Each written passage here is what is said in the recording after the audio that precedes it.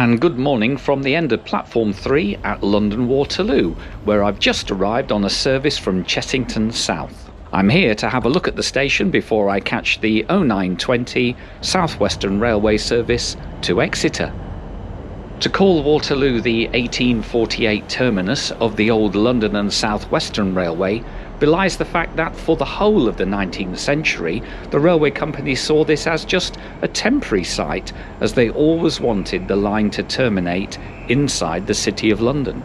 But with the arrival of the Waterloo and City line in 1898, the London and South Western finally drew up plans to rebuild Waterloo as their true terminus. Right, we'll start our little tour on the mezzanine level that was added in 2012, from where you can get a really good look at the concourse and also have a chance to see some artwork. It's a real shame that the view of the wonderful train shed is blocked by adverts for cars and betting companies. The new mezzanine floor though does make a handy exit for the walkway towards the through platforms at Waterloo East. But what we're especially here to admire is the London and South Western stained glass window, which features the carved names of all the destination counties of the railway. And the station clock is well known in this part of the world, and for many a long year Londoners have met underneath its dial.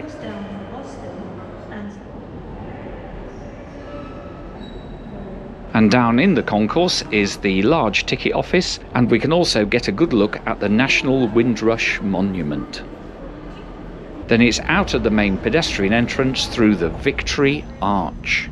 And here it is, James Robb Scott's tribute to all the staff who fell during the First World War. To the left is 1914 with Bellona, the Roman goddess of war, and to the right is 1918 and Pax, the goddess of peace. And it's only by standing out here we can really see the imperial Baroque style of what is the UK's busiest station.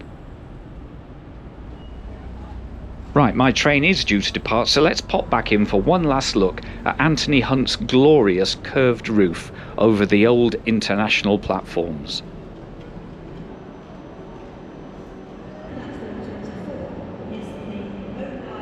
Right, just a few minutes to go, so let's track back to platform 12, where I think our train is waiting. Our train today will be primarily made up of Class 159 DMUs. These were essentially built as 158s and then immediately refurbished to 159s by Babcock Rail in 1993. There's 9 coaches on the train today, made up of 3 three-car Class 159s. Only the front 6 coaches will go all the way to Exeter, with the rear 3 being detached at Salisbury. Right, well here's the first class, which I understand was last refurbished in 2008. It looks pretty good, I'd say. Anyway, I'll be back here when we've had a little walk through the whole train. As you'd expect, standard class is in a 2+2 configuration with a mix of table and airline seating. There's also overhead luggage racks and carriage end luggage stacks, and a decent accessible area too. Beyond the first coach, then it's all standard class, but there's space for bikes and some fairly wide vestibules for when it gets really crowded. I must say it's nothing special, but also it's not too bad either. The colours are bright and clean, and 21st century upgrades mean the interior doesn't look 30 years old. Coach 3 is just more of the same, and anyway, we're about to depart.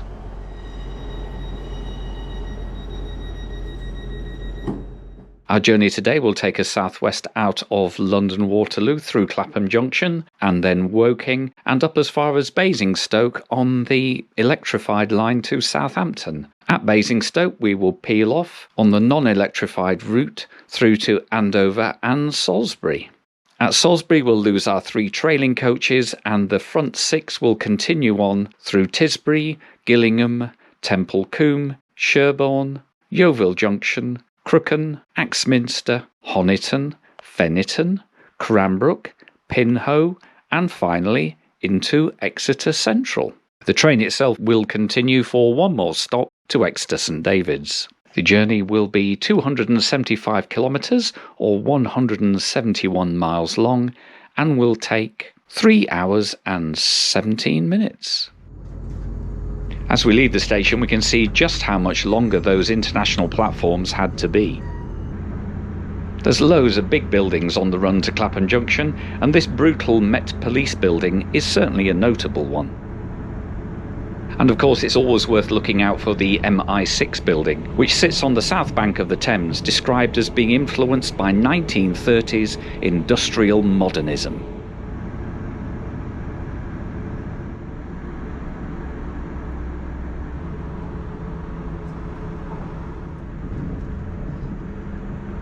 And we're into Clapham Junction, where I did a fair bit of train spotting in the 1970s. With so many train movements, it was easy to miss some, so the rule was focus on the ones coming out of London, because if you miss the ones going in, they'd like us not come back in half an hour. Wimbledon is a busy station where both the Croydon trams and the District line terminate.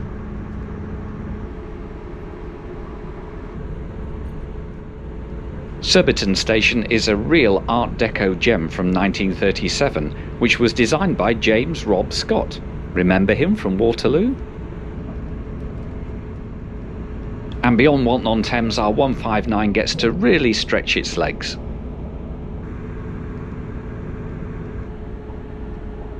But we'll soon have to slow down for Woking Station. Just like Surbiton, Woking was rebuilt in the 1930s in the Southern Railway's Art Deco style. And it is especially worth looking out at the southern end for the Grade 2 listed signal box from the same period. It's quite a classic.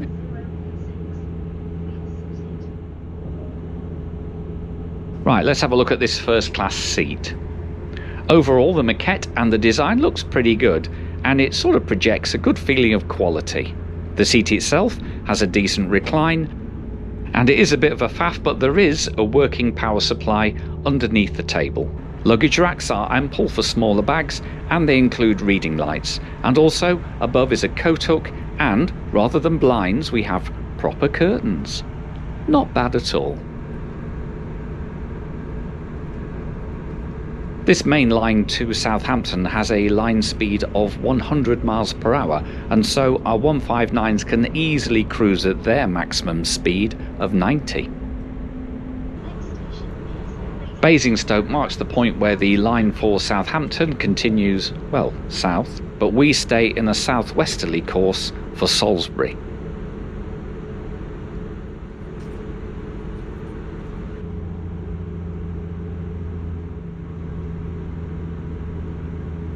It's worth a word as to why I'm sat here in first class today. Well, I did think of trying coaches that run from Exeter to London, but the cheapest I could get at reasonably short notice was about £15.99 each way.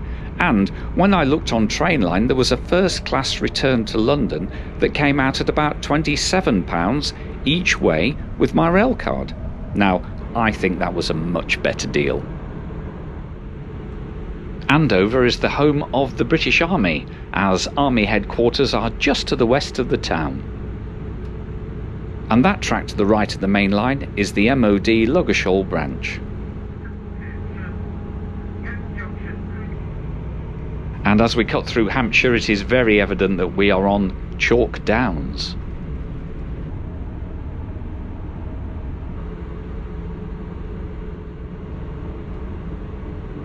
And it really is a lovely day, and sadly we seem to have a fair bit of time to enjoy the views, as we seem to be pathed to run slow here. Or at least, I think we might be running ahead of schedule.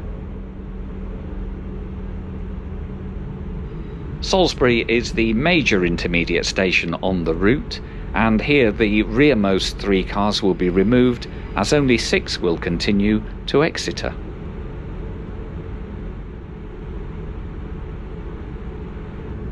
It is also at Salisbury where the entire fleet of 159s is maintained at their purpose-built depot.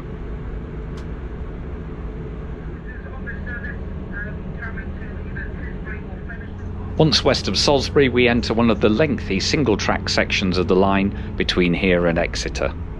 Of course, it was the beaching cuts that implemented so much of this single line working on the once proud London and South Western main line. Tisbury has a Grade 1 listed parish church, with elements of the building dating from the 12th and 13th centuries. But for me, the most remarkable fact is that the churchyard has a yew tree that is over 1,000 years old, and it's certainly the oldest living thing that I have ever touched.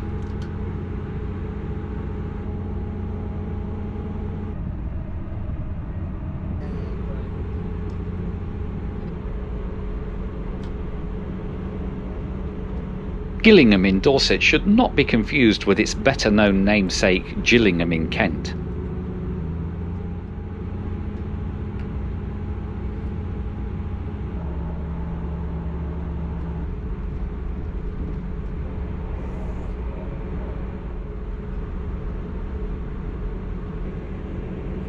Templecombe is one of the real gems of this line. The station was reopened due to continued pressure from the locals, and it is still maintained locally by the Friends of Templecombe Station. Now, it's worth too showing the full departure here to see the wonderful, even though now disused, 60-lever signal box, which dates from 1938.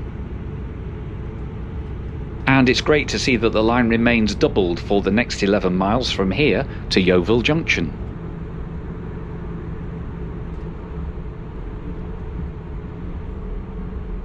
Sherborne is yet another delightful station, which I think is finished in ham stone from over the border in Somerset, and I can also heartily recommend the Independent Station Cafe from previous journeys I've made from this station.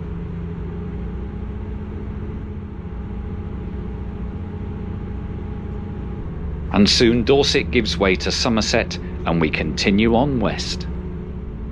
Compared to the pretty stations at Templecombe and Sherborne, Yeovil Junction is a brick-built workaday structure reflecting the business-like aspect of a once very busy junction station.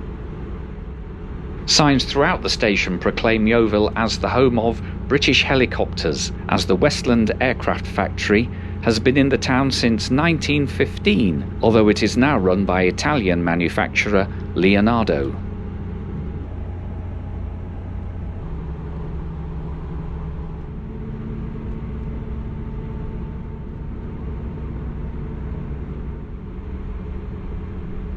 Crooken's Grade 2 listed station boasts what looks like more ham stone, and it looks mighty fine with it. It also turns out it was designed by none other than Sir William Tite, who also designed the Gothic Carlisle Citadel station, which I featured in a previous video. Well, let's have a look at this accessible loo. Well, the door opening and closing is fuss-free and it's all working well, but the same cannot be said for the hand cleaning facilities, of which there are basically none. Anyway, there is a baby changing table and a decent amount of toilet roll, and the toilet itself was clean. Meanwhile, the Somerset countryside is rolling by and will soon be entering Devon, our last county of the day. At Axminster we meet an eastbound service.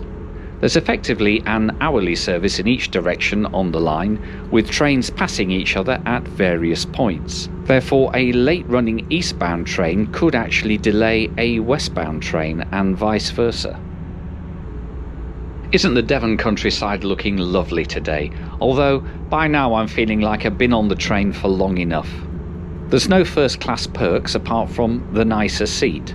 Indeed, there's actually been no catering at all available all the way from Waterloo in any class.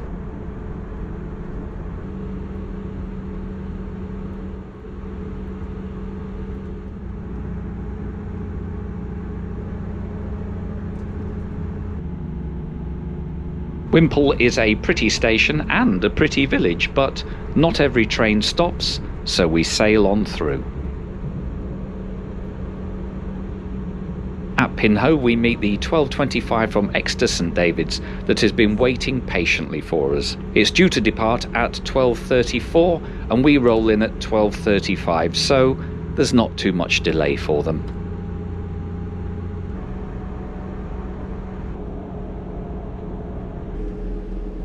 Whilst the train will continue to Exeter St David's, I think it's much more fitting to alight here at Exeter Central, which was the old terminus for the London and South Western Railway in 1860, with trains not making it through to St David's until the link was built in 1862. This version of the station was built by the Southern Railway in 1933, and whilst the platforms are simple, the exterior has a beautifully proportioned, curved frontage. I hope you enjoyed this look at this less glamorous route from London to the southwest of England. It is certainly slower and more no frills, and the old rolling stock is definitely noisier, but if your aim is to get to southwest London and you also don't want to pay the higher prices on the Great Western route, then this is definitely an option you should consider. Thank you to everybody that watches, subscribes and comments on my videos. It's all very much appreciated.